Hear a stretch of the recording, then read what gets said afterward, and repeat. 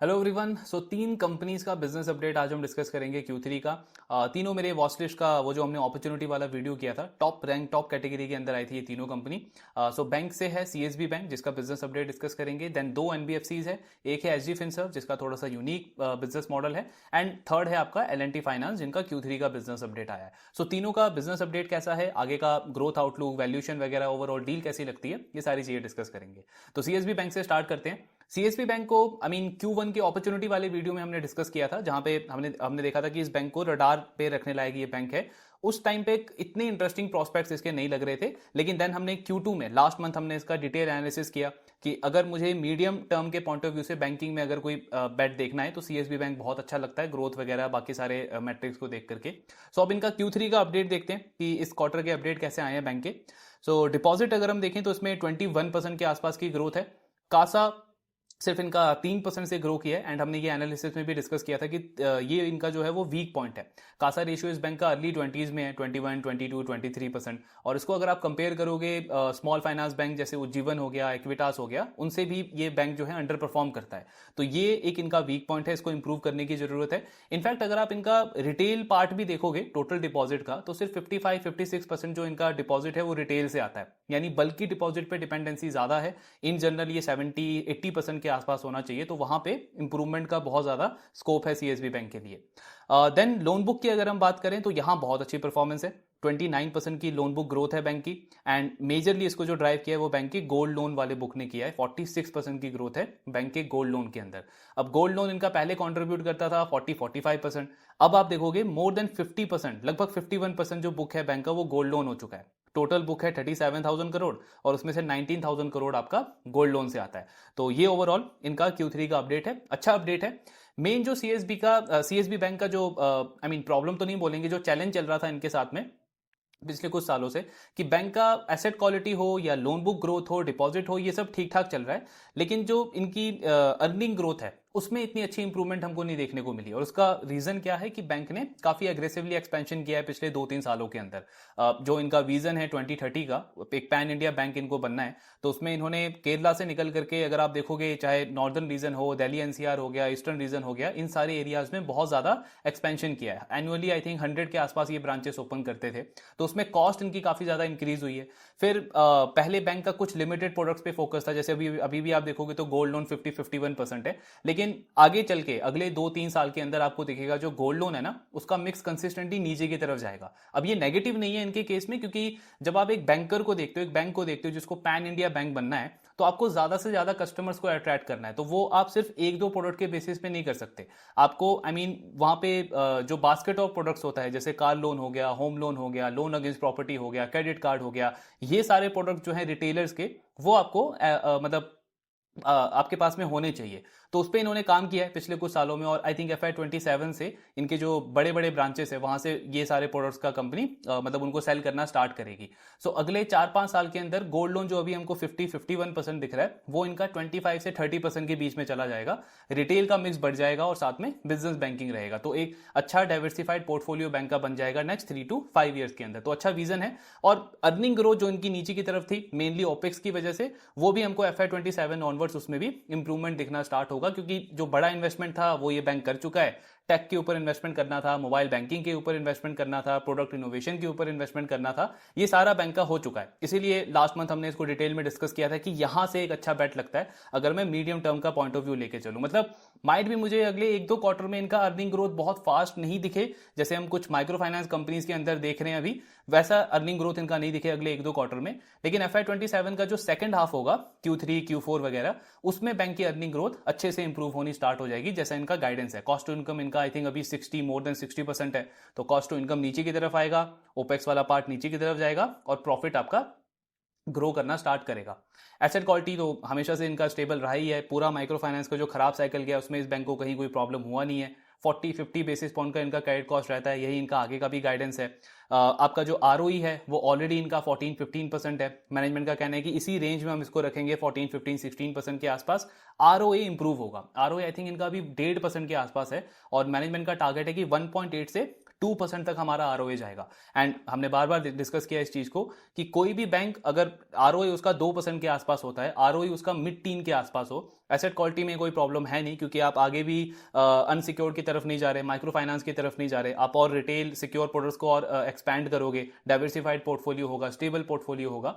तो उस बैंक को अगर 25% की ग्रोथ आप देखो तब तो 3.54 तक का प्राइस टू बुक मिला है इस कैटेगरी के बैंक्स को। जैसे हिस्टोरिकली आप एयू स्मॉल फाइनेंस बैंक को देखोगे, एचडीएफसी बैंक हो गया, कोटक बैंक हो गया, ये सारे इस कैटेगरी के बैंक्स रहे हैं। तो मैं 3.5-4 का प्राइस टू बुक के लिए तो बैट कर ही नहीं रहा, बट इवन अगर इनका प्राइस टू बुक 3-3.5 के आसपास भी जाता है तो भी दोनों चीज की पॉसिबिलिटी है सीएसबी बैंक के लिए। एक तो वैल्यूएशन री रेटिंग, क्योंकि अभी आपको जरूर दिखेगा प्राइस टू बुक इनका 2 के आसपास है, बट 1 ईयर फॉरवर्ड अर्निंग के बेसिस पे इनका प्राइस टू बुक 1.5-1.6 का बनता है। तो वैल्यूएशन री रेटिंग का बहुत बड़ा स्कोप है, और साथ में आपका अर्निंग ग्रोथ जो आना स्टार्ट होगा FY27 के सेकंड हाफ से, ये दोनों काफी अच्छे लीवर बनते हैं सीएसबी बैंक के लिए। सो अच्छा अपडेट है। बाकी पूरा रिजल्ट आएगा, कौन कॉल आएगा, तो उसके बाद और डिटेल में डिस्कस करेंगे कि बैंक का आगे का कैसा डायरेक्शन लग रहा है। नेक्स्ट अब बात करते हैं एनबीएफसी एसजी फिनसर्व के ऊपर। सो एसजी फिनसर्व को हमने आई थिंक Q4 से डिस्कस करना स्टार्ट किया था। अच्छी एनबीएफसी है, मॉडल यूनिक है काफी। एक ही जो इनका प्रॉब्लम रहा है वो है गाइडेंस वाले पार्ट के ऊपर, कि मतलब मैनेजमेंट गाइडेंस थोड़ा सा ज्यादा एग्रेसिव दे देता है, लेकिन बाद में उसको उन्होंने चेंज किया है काफी बार। इनका मॉडल क्यों इंटरेस्टिंग लगता है, क्योंकि ये बाकी एनबीएफसी या बाकी लेंडर्स की तरह नहीं है कि आपका गोल्ड लोन दे रहा है, एमएसएमई लोन दे रहा है, या होम लोन दे रहा है, लोन अगेंस्ट प्रॉपर्टी दे रहा है, वैसा प्रोडक्ट नहीं है। सप्लाई चेन फाइनेंसिंग के अंदर ये कंपनी काम करती है, एंड इसमें मल्टीपल लेयर्स हैं जो इनको रिस्क पे काफी अच्छा कंट्रोल देते हैं। तो एक तो ये कंपनी क्या करती है, सिर्फ उन्हीं कॉर्पोरेट्स के जो आपके बड़े बड़े कॉर्पोरेट्स हैं, जैसे पॉलीकैब हो गया, अपोलो ग्रुप की कंपनी है, उनके साथ में भी आई थिंक इनका 40-50% बिजनेस तो वहीं से आता है। फिर इसके अलावा आप देखोगे टाटा मोटर हो गया, महिंद्रा हो गया, ऐसे जो बड़े बड़े कॉर्पोरेट्स हैं उनके डीलर डिस्ट्रीब्यूटर्स को कंपनी सप्लाई चेन फाइनेंसिंग करती है। और इसमें सेफ्टी कहां से आती है कंपनी के पास में, कि कंपनी उन्हीं डिस्ट्रीब्यूटर डीलर को लोन देती है मेजरली जिनका बड़ा बिजनेस जो है वो इन सारे कॉर्पोरेट्स के साथ में आ रहा है। मतलब एटलीस्ट 30-40-50% जो इनका बिजनेस है इन कॉर्पोरेट्स के साथ में आता है। तो अगर कल को चल के वो डीलर डिस्ट्रीब्यूटर जो है वो डिफॉल्ट करते हैं, लोन रीपे नहीं करते हैं, तो इनके पास में एक क्लॉज होता है स्टॉप सप्लाई। स्टॉप सप्लाई का मतलब क्या हो गया, ये अपने कॉर्पोरेट को, यानी ये महिंद्रा, टाटा मोटर, इनको, इनके साथ में इनका क्लॉज होता है कि अगर उनका डीलर डिस्ट्रीब्यूटर एसजी फिनसर्व को रीपे नहीं करता है तो वो आगे से उनको सप्लाई देना, मतलब रॉ मटेरियल जो वो प्रोवाइड करते हैं, प्रोडक्ट्स वगैरह, वो बंद कर देंगे। तो यानी कि जो डीलर डिस्ट्रीब्यूटर है उसका बिजनेस रिस्क पे आ सकता है। तो ये काफी मतलब एक स्ट्रॉन्ग इनको सपोर्ट देता है डिफॉल्ट के केस में। तभी आप देखोगे एनपी इनका ऑलमोस्ट निल है। प्लस एक और इनका एडवांटेज क्या है, कॉम्पिटेटिव एडवांटेज आप बोल सकते हो, इनकी मैनेजमेंट का कहना है कि जो हमारा टेक वाला पार्ट है ना, जैसे हमने यात्रा का डिस्कस किया था कि वो काफी स्ट्रांग है, वो सेम इनका भी स्ट्रांग है। इनका कहना है कि हमारा जो टेक वाला पार्ट है वो काफी डीपली इंटीग्रेट हो जाता है हमारे कॉर्पोरेट्स के साथ में, एंकर्स के साथ में। ये टाटा मोटर, महिंद्रा, ये जो इनके इनके कॉर्पोरेट्स हैं, तो उनका ईआरपी पे जो है ना वो लाइव एक्सेस आ जाता है एसजी फिनसर्व के पास में। इससे क्या होता है कि जो भी डीलर डिस्ट्रीब्यूटर को इनको लोन देना है, कंपनी जो है वो लाइव डेटा ट्रैक कर सकती है कि कौन सा डीलर डिस्ट्रीब्यूटर जो है उसका इन्वेंट्री किस तरीके से चल रहा है, किसके पास एक्स्ट्रा इन्वेंट्री पड़ी है, कौन रिस्क में लग रहा है, किसको हमको अवॉइड करना है, किसका इन्वेंट्री जल्दी जल्दी सेल आउट हो रहा है तो इसका मतलब उसको हम सेफली और ज्यादा लोन प्रोवाइड कर सकते हैं। इस तरीके का लाइव डेटा कंपनी के पास में आ जाता है। यानी कि रादर देन कि आप सिर्फ पास्ट के फाइनेंशियल डेटा के ऊपर लोन देते हो, यहाँ पे आपके पास में लाइव आप चेक कर सकते हो कि कौन सा डीलर जो है वो सही कैटेगरी में है और उसको आपको लोन देना चाहिए या नहीं देना चाहिए। तो इस तरीके की चीजें कंपनी यूज करती है। अब गाइडेंस में इनका प्रॉब्लम क्या हुआ था कि पहले इस साल ये 4,000 करोड़ का लोन बुक टारगेट कर रहे थे, देन उसको गाइडेंस को कट करके इन्होंने 3,500 करोड़ का किया। सेम पैट में भी कंपनी पहले 200 करोड़ का पैट टारगेट कर रही थी, देन उसको कट करके 150-160 करोड़ किया, और लास्ट क्वार्टर में उसको और ज्यादा रिड्यूस करके आई थिंक 120 या 130 करोड़ का पैट का गाइडेंस दिया है कंपनी ने। अभी पहले Q3 का अपडेट देख लेते हैं, कैसा अपडेट आया कंपनी का। सो लोन बुक कंपनी का 3,200 क्रॉस कर चुका है, एंड वाई अगर आप ग्रोथ देखोगे तो 105% की है। ये बहुत ज्यादा ग्रोथ लग रहा है क्योंकि लास्ट ईयर इनका ना वो आरबीआई के साथ में कुछ वो क्लॉज हुआ था जिसकी वजह से इनको अपने लोन बुक को रिड्यूस करना पड़ा था, और लास्ट 3-4 क्वार्टर में वापस से अच्छी ग्रोथ दिखाई है इन्होंने। तो 3,200 करोड़ का बुक कंपनी का क्रॉस कर चुका है। Q1Q अगर आप देखोगे तो 12% की ग्रोथ है कंपनी के लोन बुक के अंदर, तो अच्छी ग्रोथ है। एंड यहां से हमको अब ये क्लियरली समझ आ रहा है कि जो इनका 3,500 करोड़ का गाइडेंस है एटलीस्ट AUM का इस साल का, उसको ये कंपनी आराम से अचीव कर सकती है। क्योंकि Q4 में अगर आप 9-10% का भी ग्रोथ दिखाते हो तो भी आपका 3,500 करोड़ का जो बुक गाइडेंस है उसको आप अचीव कर लोगे। पैट वाले पार्ट पे इनका पूरे साल का गाइडेंस वैसे तो 120 से 125 करोड़ का है। फर्स्ट हाफ में इन्होंने आई थिंक 53-54 करोड़ का पैट किया था। और अगर हम ये अज्यूम करें कि जितना लोन बुक का ग्रोथ है सेम अगर उतना ही अर्निंग ग्रोथ भी आती है कंपनी की, तो भी वो गाइडेंस अज्यूम हो मतलब अचीव हो जाएगा 120 से 125 करोड़ का। इनफैक्ट उससे ज़्यादा अच्छा कंपनी कर सकती है, क्योंकि दो चीज़ें ये कर रहे हैं। अब आई डोंट नो कि अभी वो Q3 में लाइव हो गया या आगे चल के वो प्लान करेंगे, लेकिन वो काफ़ी इंटरेस्टिंग चीज़ है जिसकी वजह से इस पे थोड़ा सा और इंटरेस्ट बना था इस बिजनेस पे। तो इन्होंने कुछ टाइम पहले क्या किया था ना, अपना यील्ड कट कर दिया था मार्केट में थोड़ा सा कॉम्पिटिटिव रहने के लिए और अच्छे कॉर्पोरेट्स के साथ में डील करने के लिए इन्होंने इंटरेस्ट रेट को कट कर दिया था। 11% के आसपास यील्ड है, लेकिन कंपनी ने अपना प्रोडक्ट मिक्स या कस्टमर मिक्स थोड़ा सा चेंज करने का प्लान किया है। सो लास्ट कॉन कॉल में इनकी मैनेजमेंट ने बोला था कि हम डीलर डिस्ट्रीब्यूटर को तो लोन देते ही हैं, अब डीलर डिस्ट्रीब्यूटर के जो एक लेवल नीचे आपके जो रिटेलर्स होते हैं उनको भी हम टारगेट कर रहे हैं आने वाले क्वार्टर्स के अंदर। और वहां पे कंपनी क्या करेगी, डीलर डिस्ट्रीब्यूटर को 11% का यील्ड चार्ज करते हैं, उनको ये 13% यानी कि 200 बेसिस पॉइंट ज्यादा यील्ड वहां पे बनाएगी। तो ओवरऑल इनका जो निम है, नेट इंटरेस्ट मार्जिन, वो इंप्रूव होने का स्कोप बन जाता है। तो उस पर अभी हमको Q3 पे अपडेट मिलेगा कॉन कॉल में कि मैनेजमेंट वो कब से स्टार्ट करने को देख रही है, लेकिन ये मार्जिन के लिए एक्रेटिव है कंपनी के लिए, और वहां से अर्निंग ग्रोथ कंपनी का और फास्ट हो सकता है। प्लस अगर हम वही कंजर्वेटिव भी एस्टिमेट लें तो भी आई मीन अगर आपका सेम अर्निंग ग्रोथ भी आता है फिर भी 120-125 करोड़ का पैट तो कंपनी का बहुत आराम से बन सकता है। सो ओवरऑल अच्छा अपडेट है। बाकी रिजल्ट देखेंगे।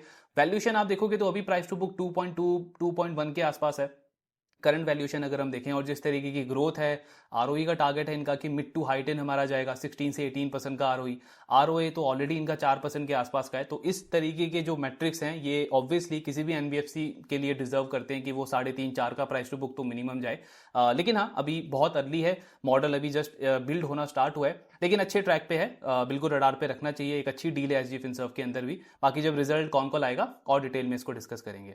देन नेक्स्ट हम डिस्कस करते हैं एक diversified NBFC, L&T finance. So L&T finance I think मतलब मुझे एग्जैक्टली याद नहीं है, लेकिन इस बेस की जो कंपनी है, इस मार्केट कैप की जो कंपनी है, इस कैटेगरी के अंदर आई थिंक ये इकलौता ऐसा स्टॉक है जिसने 120 या 130% के आसपास का रिटर्न डिलीवर करा है FY25 के अंदर। तो स्टॉक मोर देन डबल हो गया एक साल के अंदर ही। हमने Q3 में इनका डिस्कशन किया था, वैल्यूएशन रेटिंग हुई है, स्टॉक डबल हुआ है, लेकिन उसके बाद भी अगर आप आगे का प्रोस्पेक्ट देखोगे जो हमने Q2 में डिस्कस किया था, काफी अच्छा लग रहा था कंपनी का। सो अभी इनका बिजनेस अपडेट देखते हैं इस क्वार्टर का। तो डिसबर्समेंट आप देखोगे 49% की ग्रोथ है वाई लेवल पे, रिटेल डिसबर्समेंट हुआ है कंपनी का।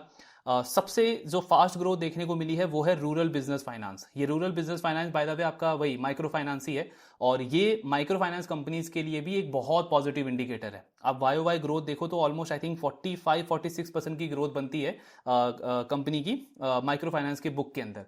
एंड यह सेकंड या लार्जेस्ट सबसे बड़ी कंपनी बन गई है एल&टी फाइनेंस माइक्रो फाइनेंस की अगर हम बात करें। नंबर 1 पे आपका सीए ग्रामीण है, फिर आई थिंक आपका मुथूट है, और एल&टी फाइनेंस 6700 करोड़ का बुक है।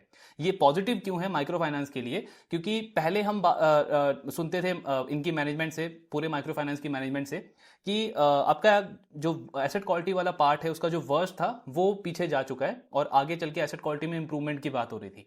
लास्ट क्वार्टर में हमने देखा जहां पे लेंडर्स थोड़ा बहुत ग्रोथ की बात कर रहे थे, डिसबर्समेंट में हमको इंप्रूवमेंट देखने को मिल रहा था। अब इस क्वार्टर में ये पहला एमएफआई लेंडर हम डिस्कस कर रहे हैं, और इन्होंने एक एयूएम के अंदर इतना हाई ग्रोथ दिखाया 40-45-46% के आसपास। तो इसका मतलब जो आपकी बाकी कोर माइक्रो फाइनेंस एनबीएफसीज है, जैसे मुथूट हो गया, अरमान हो गया, सीए ग्रामीण हुआ, इन सब के लिए एक बहुत पॉजिटिव न्यूज है ये। मतलब जब उनके रिजल्ट आएंगे तो वहां पे और ज्यादा इंटरेस्ट बनेगा।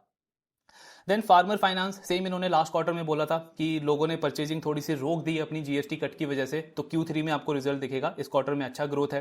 अर्बन फाइनेंस में भी अच्छी ग्रोथ देखने को मिली है। एसएमई बुक भी कंपनी का ठीक ठाक ग्रो किया है। गोल्ड फाइनेंस इनका पहले नहीं था, ये पहले गोल्ड लोन नहीं करते थे। इन्होंने Q1 या Q4 के अंदर एक कंपनी को एक्वायर किया है जिसके आई थिंक 1300 करोड़ के आसपास का एयूएम था, अभी 1400 करोड़ हो गया है। लेकिन बहुत एग्रेसिव प्लान है इस कंपनी का आगे गोल्ड लोन को लेकर के।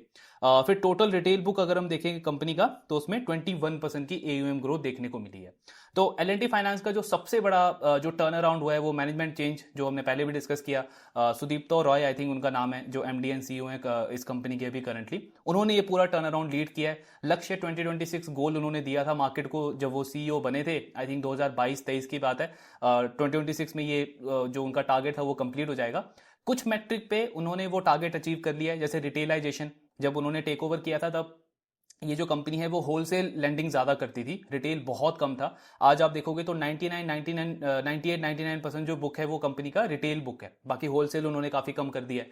फिर उनका टारगेट था ग्रोथ के ऊपर 20 से 25% का गाइडेंस था, एंड कंसिस्टेंटली आप देखोगे जो रिटेल बुक है वो 20, 25, 30% के आसपास ग्रो कर रहा है। देन उनका टारगेट था क्रेडिट कॉस्ट को लेकर के, तो वो थोड़ा सा उन्होंने मिस किया है, क्योंकि पिछला एक साल आपका काफी खराब गया माइक्रो फाइनेंस का, और माइक्रो फाइनेंस में ये कंपनी का काफी बड़ा एलोकेशन है। लेकिन फिर भी बाकी इंडस्ट्री के कंपैरिजन में बहुत अच्छे से इन्होंने मैनेज किया। मतलब हार्डली ऐसा कोई क्वार्टर होगा जहां पे आपको नेगेटिव ग्रोथ देखने को मिली होगी एल&टी फाइनेंस के प्रॉफिट के अंदर, इतने चैलेंजिंग टाइम के अंदर भी। तो बहुत अच्छे से इन्होंने मैनेज किया। देन इनका लास्ट वाला पार्ट था आरओए का। आरओए का इनका टारगेट था 2.8 से 3% का, उसको भी इन्होंने मिस किया है। 2.5% का आरओए है, लेकिन जहां से इन्होंने स्टार्ट किया था वहां से तो बहुत अच्छा इंप्रूवमेंट दिखाया है, और अभी भी आगे मतलब स्कोप आप देखोगे तो काफी अच्छा लगता है कंपनी का। इनका लोन बुक ग्रोथ का गाइडेंस यही है, 20 से 25% का लोन बुक ग्रोथ ये टारगेट कर रहे हैं अगले मीडियम टर्म के अंदर भी। आरओई अभी इनका 10, 11, 12% है, लेकिन मैनेजमेंट का कहना है कि मिड टू हाई टीन यानी कि 16 से 18% का आरओई हम लेके जाना चाहते हैं। और आरओए आई थिंक FY27 के एंड तक का इन्होंने टारगेट दिया है कि 2.8 से 3% का आरओए हमारा आ जाएगा। देन FY28 ऑनवर्ड्स हमारा आरओए जो है वो 3+ की कैटेगरी में रहेगा, 3 या उससे ऊपर की कैटेगरी में हम उसको रखेंगे। और एसेट क्वालिटी, क्रेडिट कॉस्ट जो अभी आपका 2.5% है, वो इनकी मैनेजमेंट का कहना है कि 2% तक आ जाएगा by the end of FY27, यानी अगले एक साल के अंदर। तो इस तरीके की इनकी कमेंट्री और परफॉर्मेंस बिल्कुल उसके अकॉर्डिंग आपको दिखता है। मार्जिन के लिए एक बहुत अच्छा मतलब इनका इंडिकेटर क्या है कि गोल्ड लोन पे इनकी मैनेजमेंट बहुत एग्रेसिव है। सो अभी तो इनके आई थिंक 130 ब्रांचेस थे जिस कंपनी को इन्होंने एक्वायर किया। फिर लास्ट हमने कॉन कॉल में डिस्कस किया था कि मैनेजमेंट का बोलना है हर एक दिन हम एक नया गोल्ड लोन का ब्रांच ओपन करेंगे अगले 6 महीने के अंदर, और फिर उसके अगले साल यानी FY27 में लगभग 300 ब्रांचेस हम और ऐड करेंगे। एंड मीडियम टर्म में हमारे गोल्ड लोन के टोटल 1500 ब्रांचेस होंगे। तो अगर आप पर ब्रांच AUM 10 करोड़ का भी पकड़ोगे तो मीडियम टर्म के अंदर यानी अगले 3-4 साल में ये कंपनी 15,000 करोड़ का AUM टारगेट कर रही है सिर्फ गोल्ड लोन के अंदर। और FY27 के एंड तक इनका टारगेट है कि गोल्ड लोन का बुक हमारा 5 से 6,000 करोड़ का हो जाएगा। अभी कितना है 1400 करोड़, यानी कि लगभग 4 to 5x ग्रोथ ये कंपनी प्लान कर रही है अपने गोल्ड लोन बुक के अंदर अगले एक साल में। तो उस पर बहुत एग्रेसिव है, और इनका यील्ड है 19-20% के आसपास। तो आपका जो ओवरऑल निम है, नेट इंटरेस्ट मार्जिन, उसके लिए भी काफी पॉजिटिव चीज है ये। तो मार्जिन आपका बढ़ेगा, क्रेडिट कॉस्ट आपका नीचे की तरफ जाएगा, एंड ओवरऑल प्रॉफिटेबिलिटी में अच्छी इंप्रूवमेंट हमको देखने को मिल सकती है। सो यही पार्ट है एल&टी फाइनेंस का। मतलब अगर आपको एक सेफ बेट खेलना है पूरे NBFC के अंदर, मुझे माइक्रो फाइनेंस नहीं चाहिए, अनसिक्योर्ड नहीं चाहिए, तो एल&टी फाइनेंस आपका एक काफी सेफ बेट है। स्ट्रॉन्ग पेरेंटेज है, स्ट्रॉन्ग एक बड़ी ग्रुप की कंपनी है, सेम जैसे बजाज को आप देख लो, चोलामंडलम को आप देख लो, पर उनके साथ में प्रॉब्लम है कि वैल्यूएशन इतना कंफर्टेबल नहीं है, प्राइस टू बुक बहुत ज्यादा है, 4-5 का प्राइस टू बुक है। And I mean most likely उनका वैल्यूएशन डी रेटिंग का कोई स्कोप भी नहीं है, उसी के आसपास वो ट्रेड करेंगे। एल&टी फाइनेंस का वैल्यूएशन री रेटिंग जरूर हुआ है, 3 के आसपास का वैल्यूएशन प्राइस टू बुक हो चुका है कंपनी का। हालांकि फॉरवर्ड प्राइस टू बुक आप देखो तो इनका भी 2.5, 2.6 तक आता है, और 20-25% की ग्रोथ, आरओई इंप्रूवमेंट, आरओए में इंप्रूवमेंट, तो मतलब वैल्यूएशन रेटिंग का स्कोप अभी भी है। बट नियर फ्यूचर में मुझे ये एक्सपेक्टेशन नहीं रखना चाहिए कि बहुत बड़ा वैल्यूएशन रेटिंग मैं देखूं इसके स्टॉक के अंदर, जो मैंने पिछले 6 महीने, एक साल के अंदर देखा है।